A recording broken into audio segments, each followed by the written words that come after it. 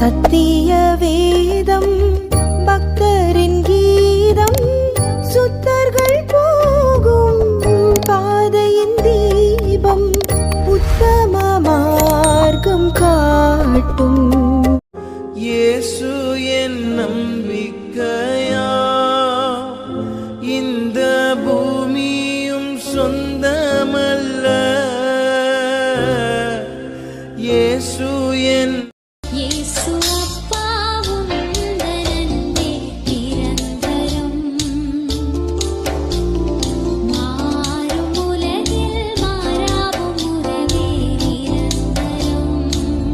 கர்த்தருக்கு ஸ்தோத்திரம். இந்த நாளில் கூட ஒரு அற்புதமான கேள்வி என்னவென்றால், இயேசு கிறிஸ்துதான் தேவன் என்றால், இயேசு கிறிஸ்துதான் கடவுள் என்றால், அவர் யாரை நோக்கி ஜெபம் பண்ணினார்?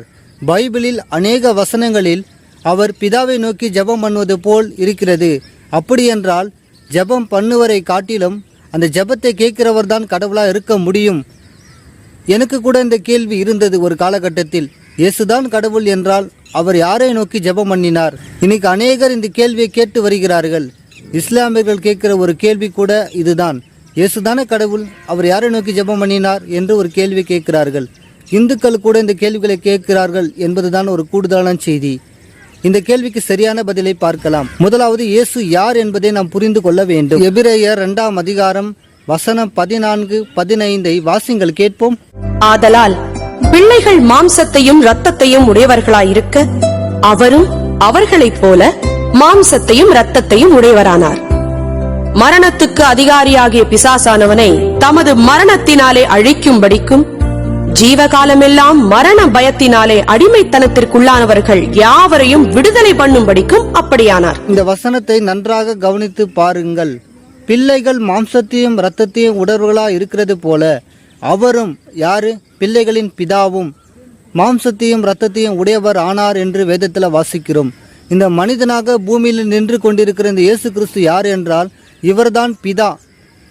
இன்னொரு வசனத்தை கூட நம்ம வேதத்தில் வாசிக்க முடியும். எல்லாருக்கும் தெரிந்த ஒரு வசனம்தான் ஏசாயா எழுதின தீர்க்கதரிசன புஸ்தகம் அதிகாரம் 9 வசனம் 6. அந்த வசனத்தை மிக தெளிவாக இயேசுதான் நித்திய பிதா என்று சொல்லப்பட்டிருக்கிறது. மேலும் இயேசு கிறிஸ்து எதற்காக பிதாவை நோக்கி ஜெபம் பண்ணினார்? அநேக வசனங்களில் பார்க்கும்போது இயேசுவானவர் பிதாவை நோக்கி ஜெபம் பண்ணினது போல் இருக்கிறது. ஏனென்றால் அவர்தான் பிதா. ஆனால் இப்பொழுது அவர் மனிதனா இந்த பூமியில் நின்று கொண்டிருக்கிறார்.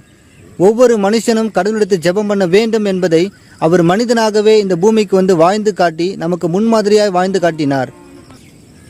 இயேசு கிறிஸ்து அநேக வசனங்களில் பிதாவை நோக்கி ஜெபம் பண்ணினார் என்பது உண்மைதான்.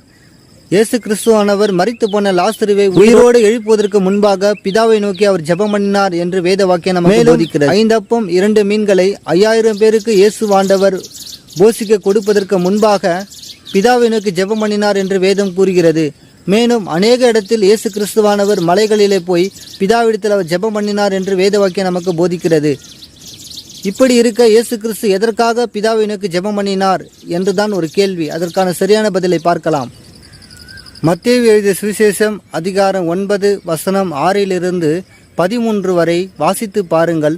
இயேசு கிறிஸ்துவானவர் அவருடன் இருந்த சீடர்களுக்கு சொல்லிக் கொடுத்த ஜெபம் அங்கு சொல்லப்பட்டிருக்கிறது. நாம் எப்படி ஜெபிக்க வேண்டும் என்பதை ஆண்டவராக இயேசு கிறிஸ்துவானவர் சொல்லிக் கொடுத்திருக்கிறார். அந்த வசனத்தை வாசிங்கள் கேட்போம். மத்தேயு 6ஆம் அதிகாரம் 9 முதல் 13 வசனங்கள்.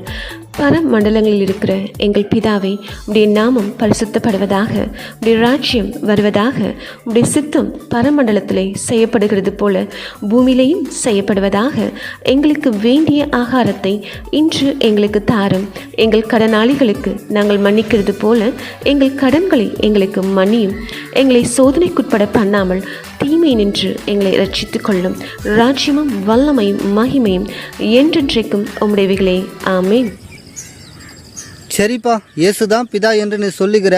ஆனாலும் இயேசு கிறிஸ்து எதற்காக பிதாவை நோக்கி ஜெபம் பண்ணினார் என்று ஒரு கேள்வி கேட்டோமானால், இயேசு கிறிஸ்து இப்போ பூமியில் மனிதனாக நின்று கொண்டிருக்கிறார். அப்போஸ்தலர்களுக்கு இயேசு கிறிஸ்து யார் என்றால் அவர் ஒரு குரு. வேதத்தை வாசித்து பாருங்கள். மத்தேயு எழுதிய சுவிசேஷம் அதிகாரம் 23 வசனம் 10 வாசித்து பாருங்கள். வாசிங்கள் கேட்போம். நீங்கள் குருக்கள் என்றும் அழைக்கப்படாதிருங்கள், கிறிஸ்து ஒருவரே உங்களுக்கு குருவாய் இருக்கிறார். இந்த வசனத்தை நன்றாக கவனித்து பாருங்கள். இயேசு கிறிஸ்து எதற்காக பிதாவை நோக்கி ஜெபம் பண்ணினார் என்றால், இயேசு கிறிஸ்துவானவர் அப்போஸ்தலருக்கு குருவாய் இருக்கிறார். குரு என்றாலே தெரியாத விஷயத்தை நமக்கு தெரியப்படுத்த வேண்டும், அதுதான் குரு. ஒரு விஷயத்தை நான் சொல்கிறேன், நன்றாக கவனியுங்கள். இப்போ நான் ஒரு வேலை செய்கிறேன். இந்த வேலையை எனக்கு ஒருவர் கற்றுக் கொடுக்கிறார். அவரை நான் ஒருவருக்கு எப்படி அறிமுகப்படுத்துவேன்? இவர் தாம்பா எனக்கு தொழில் சொல்லி கொடுத்த குருவே இவர் தாம்பா அப்படின்னு தான் சொல்லி நான் அறிமுகப்படுத்துவேன். ஏனென்றால் அவர்தான் நான் செய்கிற வேலையை எனக்கு கற்றுக் கொடுத்தார். அதுபோல இயேசு கிறிஸ்து அப்போஸ்தலருக்கு குருவாக இருப்பதினால்தான் எப்படி ஜெபிக்க வேண்டும் என்பதை நமக்கு அவர் சொல்லி கொடுத்தார். ஏனென்றால் அவர்தான் பிதா. ஆனால் இப்பொழுது அவர் மனிதனா இந்த பூமியில் நின்று கொண்டிருக்கிறார். ஒவ்வொரு மனுஷனும் கடவுளிடத்து ஜெபம் பண்ண வேண்டும் என்பதை அவர் மனிதனாகவே இந்த பூமிக்கு வாழ்ந்து காட்டி நமக்கு முன்மாதிரியாய் வாழ்ந்து காட்டினார். இந்த செய்தியினால் நீங்கள் ஆசீர்வதிக்கப்பட்டிருப்பீர்கள் என்று நம்புகிறோம். இது கடைசி காலத்தில் உள்ள உங்களுக்காக. இது குறித்த உங்கள் கேள்விகளை, சந்தேகங்களை உடனடியாக எங்களுக்கு அனுப்புங்கள்.